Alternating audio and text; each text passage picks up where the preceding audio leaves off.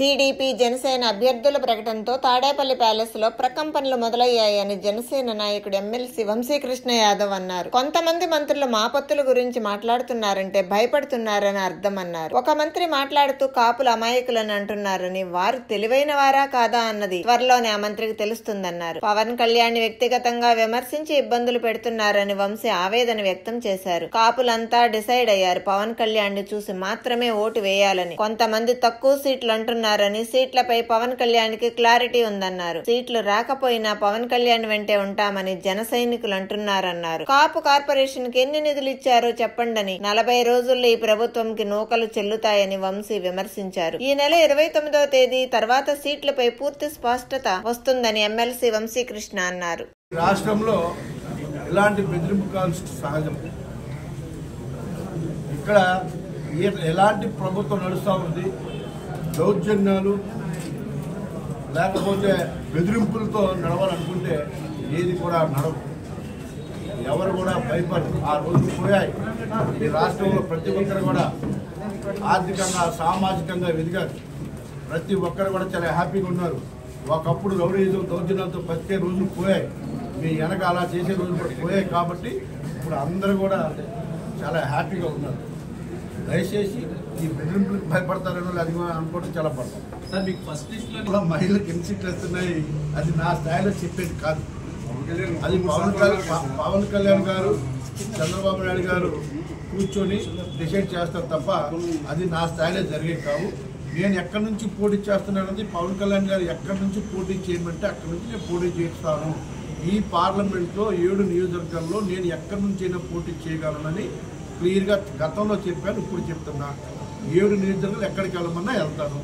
ఇది క్లియర్. నేను ఒకళ్ళని అడగలేదు. ఖచ్చితంగా నేను పోటీ చేస్తాను.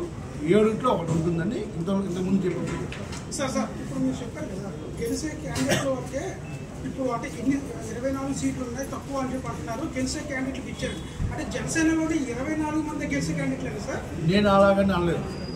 ఈ పొత్తులు ఈ రాష్ట్ర ప్రజల యొక్క అభివృద్ధి, రాష్ట్ర ప్రజల యొక్క జీవితాల కోసం, వాళ్ళ యొక్క అభ్యున్నత కోసం జరిగినటువంటి పొత్తు తప్ప కొన్నిసార్లు తగ్గాలి, కొన్నిసార్లు పెరగాలి అంతే తప్ప రాష్ట్ర ప్రజల యొక్క ప్రయోజనాల కోసం జరిగిన పొత్తులో భాగంగా కొన్ని చోట్ల తగ్గక తప్పదని చెప్పేసి మా నాయకుడు చాలా స్పష్టంగా చెప్పారు.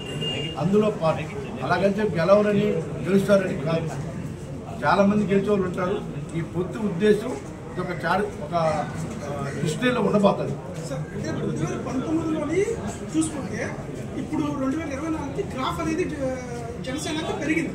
మరి అయినప్పటికీ ఎందుకు 24కే పరిమితం అయ్యారు?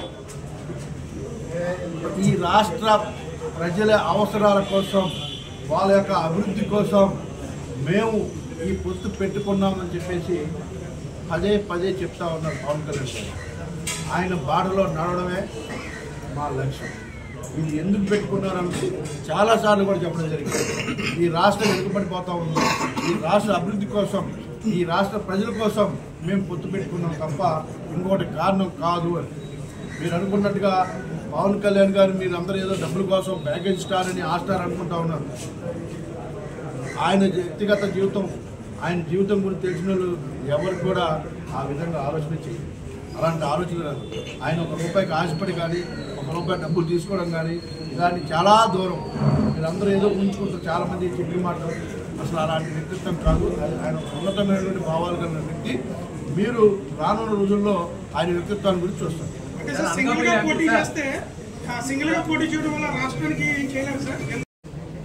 నీ యాదవ్ తెలివితేటలు ఒకసారి వాడేవు అయిపోయి ఈ తెలివితేటలు ఆపేయి.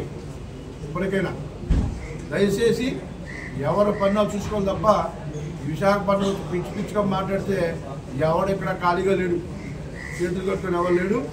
మాటకు మాట, దెబ్బకు దెబ్బ సమాధానం చెప్తాం. పవన్ కళ్యాణ్ గారిని టచ్ చేస్తే, వ్యక్తిగత జీవితాల గురించి మాట్లాడితే ఎవరు కూడా ఊరుకోం. మాటకు మాట, దెబ్బకు దెబ్బ ఇస్తామని చెప్పేసి తెలియజేస్తా ఉన్నాం. ఆయన గొప్పల కోసం, ఆయన ఇది కోసం మీరు మాట్లాడితే మీ ఇంట్లో మాట్లాడుకోండి తప్ప రోడ్ల మీదకి వచ్చి ప్రెస్ మీట్లు పెట్టి మీ నోటికి వచ్చిన మాటతో మాత్రం ఊరుకునేది లేదని చెప్పేసి హెచ్చరిస్తా ఉన్నాం. అదే జరుగుతుంది కూడా తెలియజేస్తా ఉన్నాం. కార్పొరేషన్కి ఎంత ఇచ్చారు చెప్పండి ఈ మంత్రులు. ఏ కార్పొరేషన్కి ఎంత డబ్బులు ఇచ్చారు, ఆ కార్పొరేషన్ ద్వారా ఆ సామాజిక వర్గానికి మీరు ఏం చేశారు? ఒక్క కార్పొరేషన్కి ₹1 ఇచ్చారా? అసలు ఆ కార్పొరేషన్ చైర్మన్ల పాపం ప్రజలకు వస్తున్నారా? భయపడి వాళ్ళు ప్రజలకు రావట్లేదు. మాకు కార్పొరేషన్ చైర్మన్ అయితే ఇచ్చారు కానీ మాకు ₹1 కూడా ఇవ్వలేదు. మేము ఏం చేయాలి? మా రాజకీయ జీవితాలు కూడా పాడైపోతా ఉంది. మరి మాకెందుకు ఇచ్చినట్టు? మా సామాజికం ఎదురు చూస్తూ ఉన్నారు. యువతకి ఉపాధి కల్పన కావాలి. ఏదో కార్లు పెట్టుకుంటాం, లేకపోతే ఏదో షాపులు పెట్టుకుంటాం, ఏదైనా చేసుకుంటాం, ₹1 కూడా ఇవ్వలేదు. మరి ఈ కార్పొరేషన్ ఎందుకు పెట్టినట్టు అని చెప్పేసి వాళ్ళు అడుగుతూ ఉన్నారు. ఈ మాట్లాడే మంత్రులు వాళ్ళ గురించి అడగండి. ఎస్సీ కార్పొరేషన్కి ఎంత డబ్బులు ఇచ్చారో అడగండి. బీసీ కార్పొరేషన్కి ఏమైనా ₹1 ఇచ్చారో అడగండి. అవన్నీ వదిలేసి ఏదేదో మాట్లాడుతూ ఉన్నారు.